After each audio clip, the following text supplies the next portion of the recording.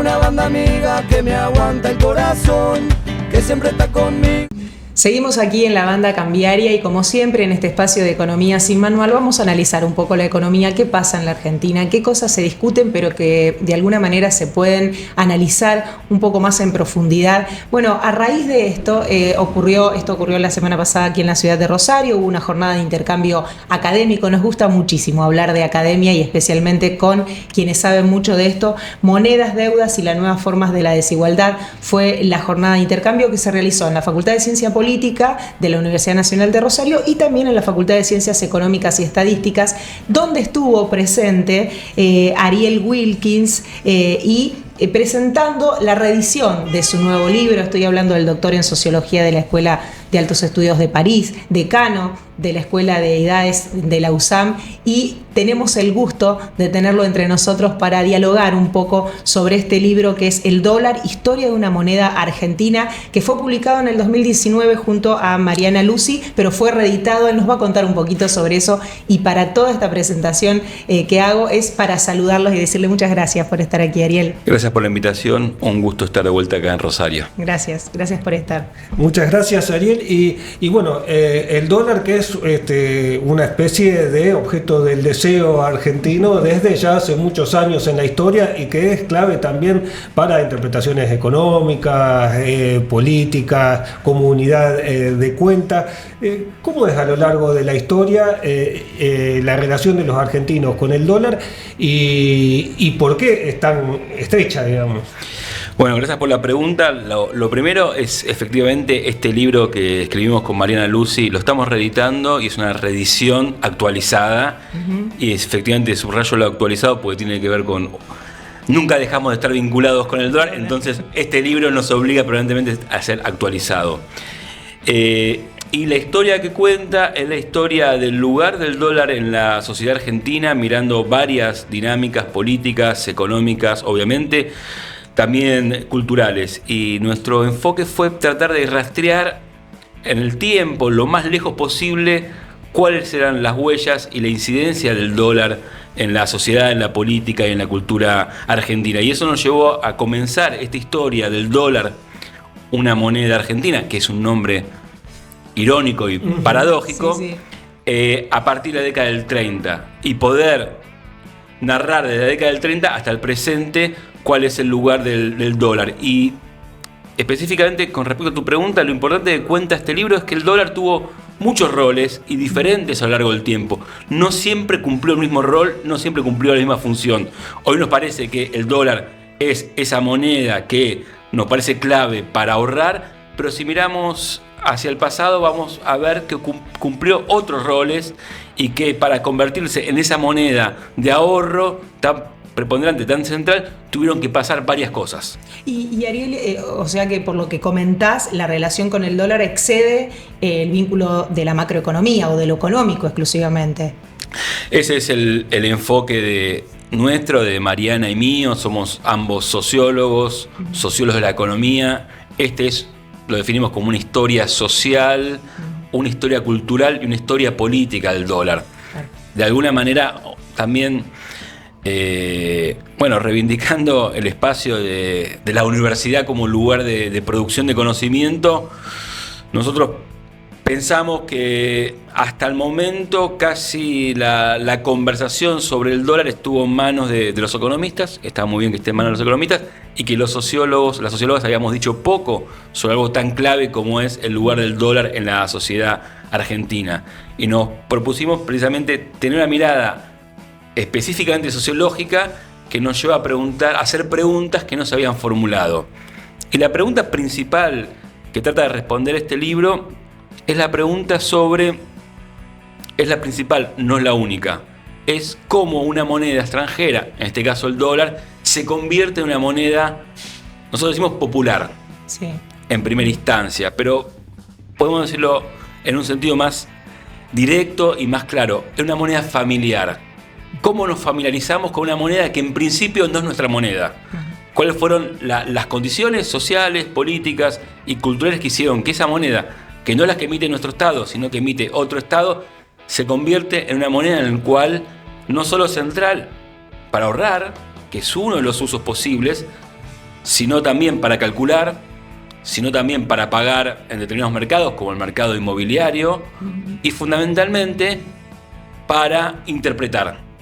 Interpretar qué es lo que pasa en la política, qué es lo que pasa en la economía argentina. Como ven, son diferentes usos, Sí. y esos diferentes usos se fueron desplegando a lo largo de la historia. Esta historia que narramos es una historia de muchos niveles.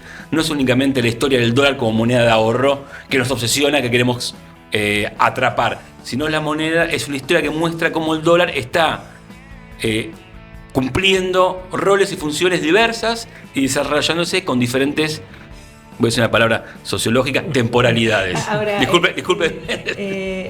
De alguna manera vos hablabas de dos cuestiones que tienen que ver con el uso de una moneda, lo transaccional, el resguardo de valor, el ahorro. Le agregan acá desde lo sociológico esto nuevo, ¿no? Son la historia, los dos ejes que recorremos del 30 hasta el libro. La nueva edición termina en diciembre del 2024. Enero 2025. Absolutamente fresco. Los dos ejes son el eje, como vos mencionaste, nosotros llamamos parte de los repertorios financieros. Como el dólar es parte de los repertorios financieros. Como moneda de ahorro, como moneda de pago, como moneda de cálculo. A veces se deja de lado eso, pero eso es muy importante. Muchas veces usamos mucho más el dólar para calcular que para que efectivamente usarlo para pagar o ahorro. Nuestra cabeza está formateada para hacer cálculos en dólares, por más que probablemente no toquemos un dólar. Eso es muy importante, porque algo tan importante para nuestra vida cotidiana, que es cuánto ganamos y cuánto perdemos, lo hacemos en dólares, por más que el dólar efectivamente no lo tengamos en la mano ni en el colchón. Y ese es el eje que llamamos el eje que mira repertorios financieros. Y el segundo eje es el dólar, que nosotros decimos el dólar en el espacio público, en la cultura masiva, que esto supone varios ejes. Uno es un eje que es fundamental en el libro, sobre todo porque permite construir una historia atractiva, atrapante. Nuestro foco siempre fue salirnos de una historia mirando los balances del Banco Central, que es un tipo de historia y un tipo de narrativa. Lo que miramos fueron obras de teatro, cines, literatura,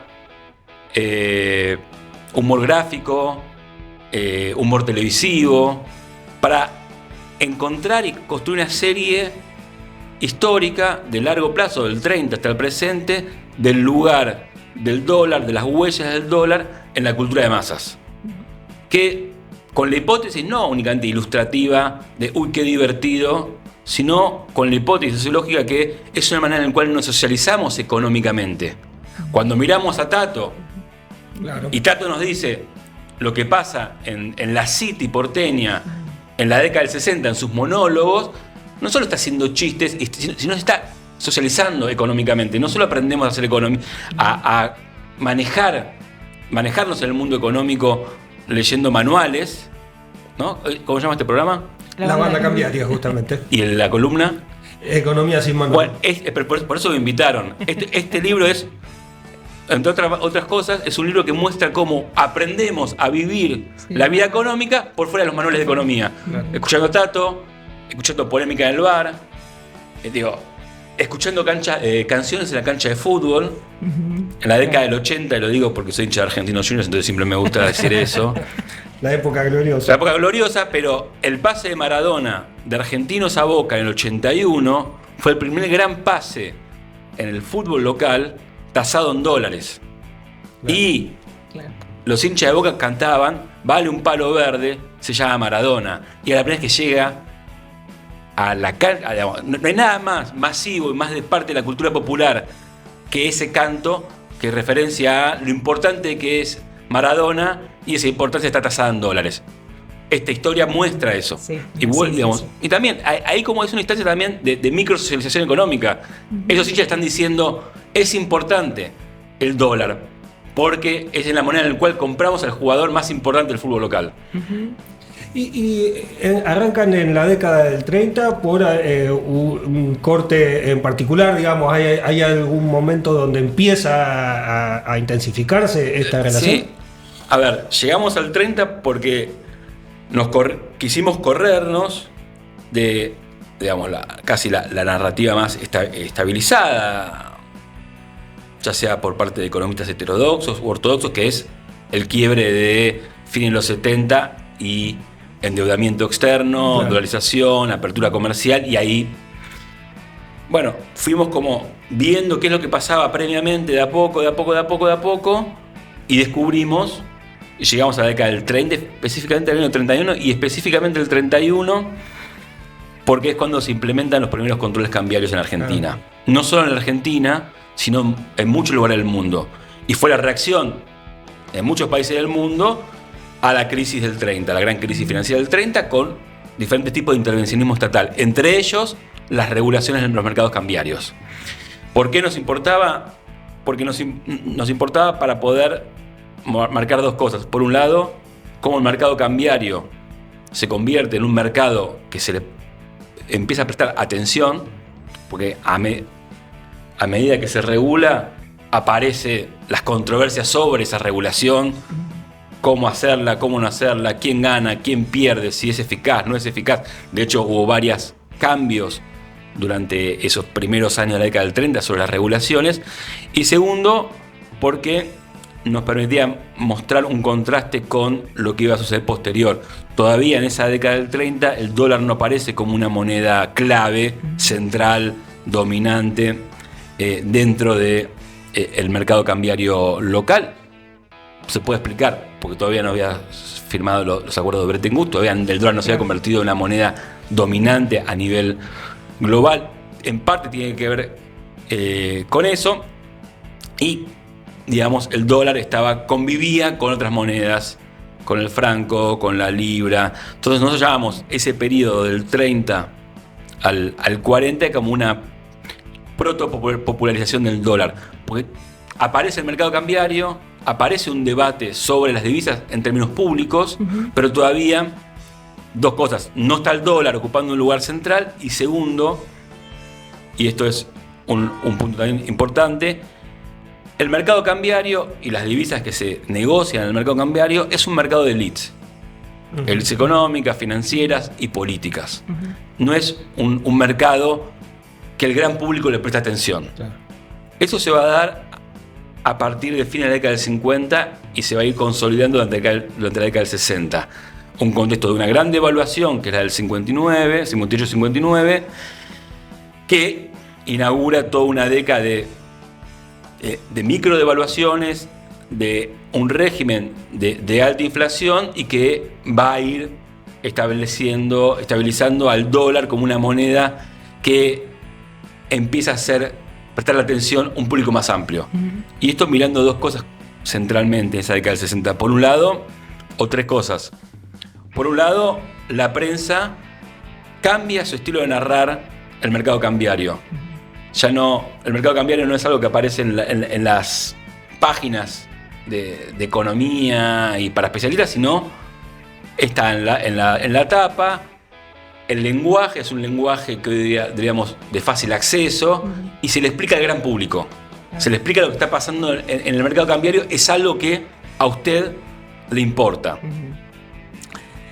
Y luego aparece algo que es muy central, sobre todo en esa década, y para nuestro argumento, en las publicidades.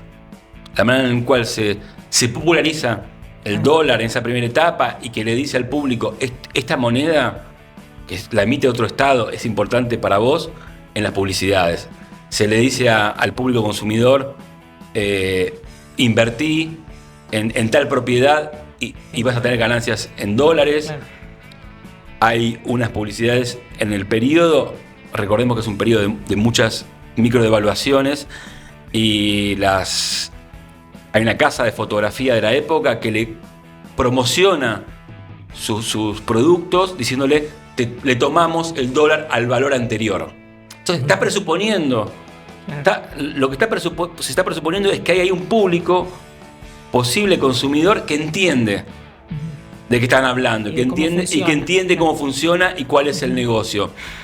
Y el tercer punto también, mirando publicidades, pero también otro tipo de archivos, es los bancos. Hay, en los 60 hay devaluaciones y también hay diferentes momentos en los cuales se regula el mercado cambiario y se lo libera. Cuando se lo libera, los bancos, y se establece algún tipo de regulación bancaria que lo permite, interpelan, y lo voy a decir porque va a resonar muy al hoy, interpela al público: usted que tiene ahorros en su casa, tráigalos al banco. Eso es en la década del 60. Eso no Es cambia. decir, eso no cambia. O sea, y eso, digo, nos permite presuponer y nos permite narrar. Bueno, ahí ya hay una dinámica de popularización del dólar. Hay un público interesado, hay un público que tiene, y hay una conversación pública que gira en torno al dólar. Y eso es la década del 60. Y después hay varios periodos y hay un momento en que, si no interpreto mal, el libro pones como que el dólar pasa a ser un derecho. Sí, eso... Sí, exactamente. Pero para llegar ahí tengo que decir dos cosas. Que es la primera, y lo que me parece que de los argumentos para mí más ricos, a mí me gusta del libro, y sobre todo esto de el dólar no siempre significa el mismo. O sea, Claro. Va yo adquiriendo. hago sociología del dinero, y los que hacemos sociología del dinero nos interesa todo el tiempo decir: ojo, los significados y usos del dinero no son siempre iguales, y para todas las personas, etc. Bueno, vamos rápido en el tiempo, pero ve rápido y se va a entender. Fin de la convertibilidad, crisis de la convertibilidad, salida de la convertibilidad. Parte de la sociedad movilizada que tiene sus ahorros en el banco le reclama al Estado: devuelve los dólares. Vos me lo prometiste. El Estado, fue la primera vez que el Estado le dijo a parte de la ciudadanía: un peso, un dólar. El Estado, digamos, se comprometió, y la parte de la ciudadanía adoptó ese compromiso como una creencia profunda. Cuando se sale de la convertibilidad y se quiebra ese acuerdo, esa sociedad se moviliza para reclamar al Estado: vos me prometiste un dólar, un peso, devolverlo en estos términos, es un derecho que tengo. Es la primera vez que aparece en esta historia larga de la relación de los argentinos con el dólar, que la posesión de los dólares es un derecho. Eso no está ni en la década del 30, ni en la década del 40, ni en la del 50, ni en la del 60, ni en la del 70, ni en la del 80, ni en la del 90, salvo al final. Y eso es un dato político clave para, diría, los 24 años posteriores, es decir, hasta el presente. Digo tres cosas. Uno no puede entender parte del conflicto de la oposición, de la sociedad movilizada en contra del gobierno de Cristina Kirchner, luego del 2011, cuando establece el primer cepo, sin entender que esa sociedad movilizada y opositora le reclamaba al Estado: déjame comprar dólares porque es un derecho que tengo. Hay una lógica de derechos, estemos de acuerdo o no de acuerdo, pero en el lenguaje de la protesta del momento es una lógica de derechos.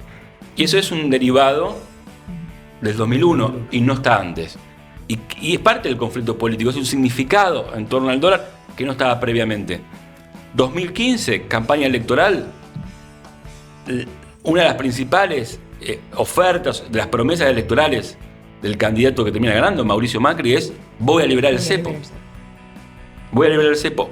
Gana Macri, voy a liberar el cepo porque esa parte de la sociedad que se movilizaba en contra del gobierno del kirchnerismo reclamaba participar o acceder al mercado de cambios de manera libre en un lenguaje de derechos, no en otros términos.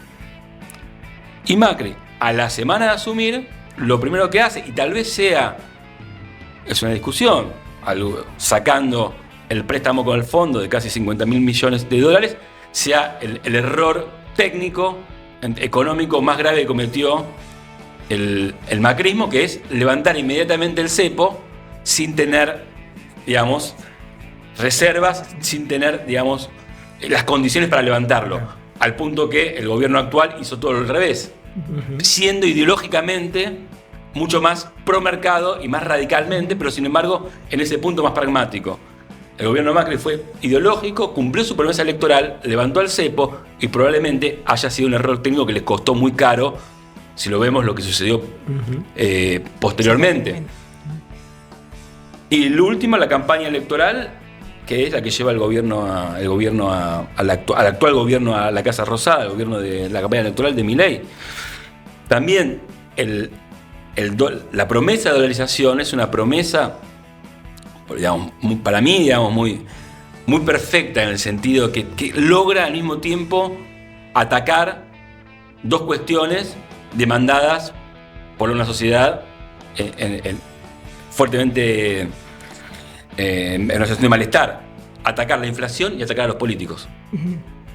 Claro. O sea, y esa es una promesa basada en la idea de: es un derecho tuyo tener una moneda estable, y una moneda estable que además te permita liberarte de aquellos que te están sometiendo, que te someten porque son los corruptos, porque emiten, generan inflación, etcétera, etcétera. Entonces, hay ahí, en esta historia, una historia larga que muestra cómo el dólar tiene significados diferentes a lo largo de los periodos, aparece un significado clave para mí, para entender la política de los últimos 25 años, que ata derechos y dólar. Ahora, es re interesante. Perdón por lo largo, pero a mí esta parte era como... Este concepto de se adquiere en la condición de derecho en la medida que el Estado es el que lo promete, ¿no? A partir de ese momento. Se funda ahí, eso se funda y no se desarmó. Ahora, teniendo en cuenta que eso es la garantía de un derecho y que en el caso del gobierno actual lo planteas en estos términos: por un lado ataca a los políticos, por otro lado la inflación, y le atribuye al dólar esas condiciones de moneda estable, da la sensación de que es imposible que esas condiciones se sitúen en la moneda doméstica, ¿no? Siempre va a ser el dólar el que está presente si seguimos poniéndole esos significantes. Bueno, es siempre que presentamos este libro terminamos en esta pregunta, que es, bueno, ¿qué es lo que va a pasar? O sea, normalmente cuando presentamos en la edición anterior decíamos dos cosas que todavía son válidas. Una, esto es una historia, y precisamente como todo producto histórico es algo cambiante, no es algo fijo, no es algo inmutable. Entonces uno presupone, digamos, necesariamente que como producto histórico que es cambiable, es modificable. Al mismo tiempo, como un producto histórico, o sea, algo sedimentado a lo largo del tiempo, en el largo plazo, presupone también el largo plazo. Esos son una respuesta del 2019. La respuesta del 2025 tiene un agregado, que es que, a diferencia del 2019, ahora en el 2025 hay un gobierno que es difícil definirlo, porque no creo que claramente hizo una campaña electoral, como dije antes, basada en la elección, como creo que para mí en términos de marketing político, muy acertada, o sea, muy acertada en la oferta política que hacía.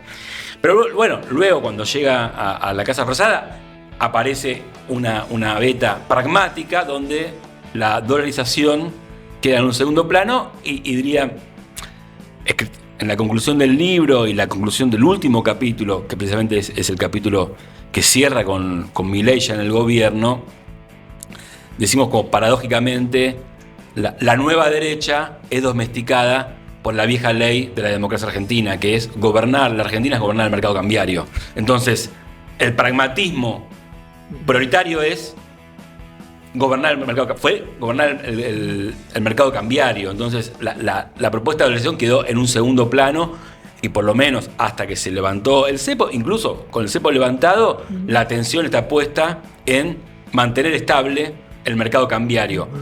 Ahora, al mismo tiempo, entra y sale, ¿no? Es como un gobierno que coquetea. Sí. No queda claro, o sea, si está dentro de los parámetros, o de los parámetros ideológicos de la dolarización. Se coquetea porque, por ejemplo, con esto que antes mencionábamos, de la la voluntad y algunas medidas de incentivar a que se saque los dólares del colchón, si eso es una cuestión ideológica o es una necesidad de un modelo económico de manta corta, que de algún lado hay que hacer funcionar la economía. Entonces es una mezcla, digamos, es una mezcla en la cual el gobierno entra y sale, coquetea con la idea de dolarización, le pone adjetivos, dolarización endógena, competencia de monedas.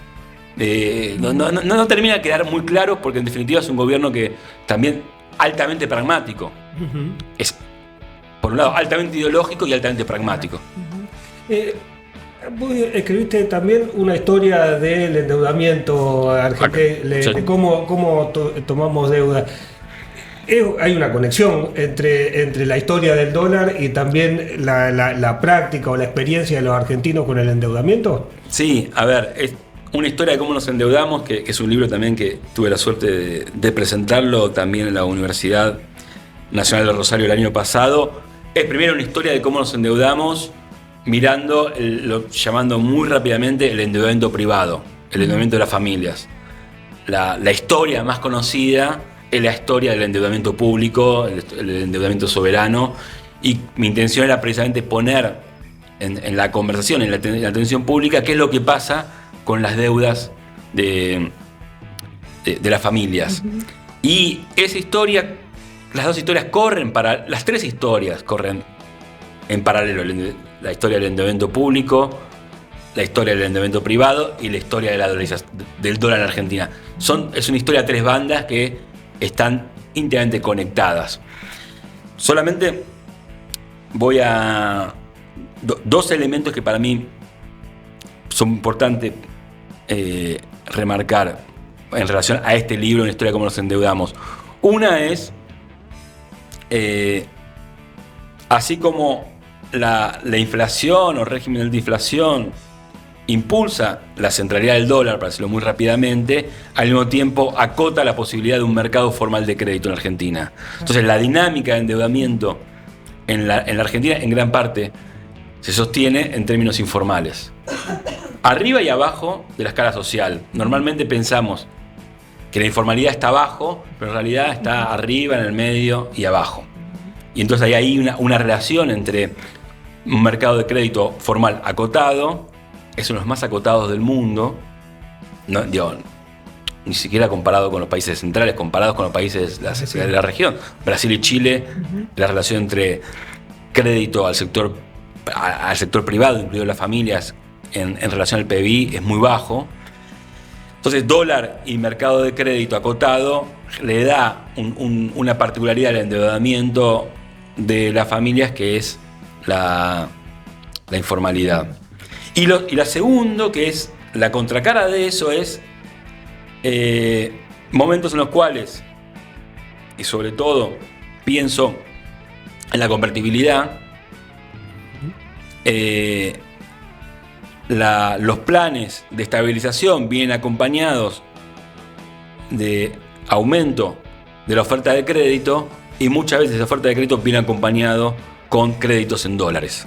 La convertibilidad es un gran experimento de eso, en el cual los créditos que se tomaban eran créditos en dólares, de alguna manera como una mecánica de generar confianza y de expansión a ese mercado, que dependía de la estabilidad del peso, y la estabilidad del peso dependía, en este caso, de una ley de convertibilidad, de un régimen de Kersenboard, digamos, entre el peso y el dólar. Entonces, esa historia que cuenta este libro de la década del 90 tiene un momento de expansión, los primeros años de los 90, y es muy fascinante entender cómo la salida de las crisis hiperinflacionarias del 89, del 90 y del 91 se da a partir de la estabilización y la expansión del crédito, y ahí uno entiende también lo que eso se llamaba en la época hegemonía menemista. Cuando uno se coloca desde la experiencia de esa sociedad traumatizada por la hiperinflación, entiende esa hegemonía y entiende el lugar de la estabilidad monetaria vinculada al dólar y el lugar del mercado de crédito y de acceso al consumo.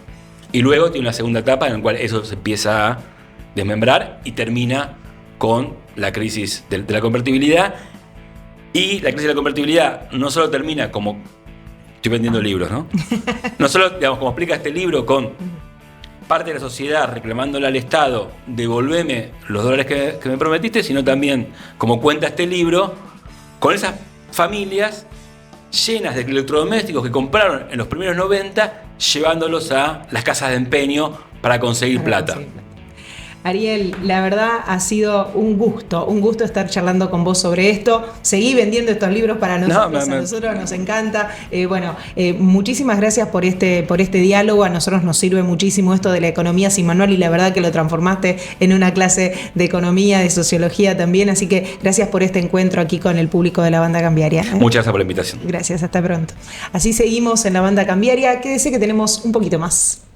Tengo una banda amiga que me aguanta el corazón, que siempre está conmigo.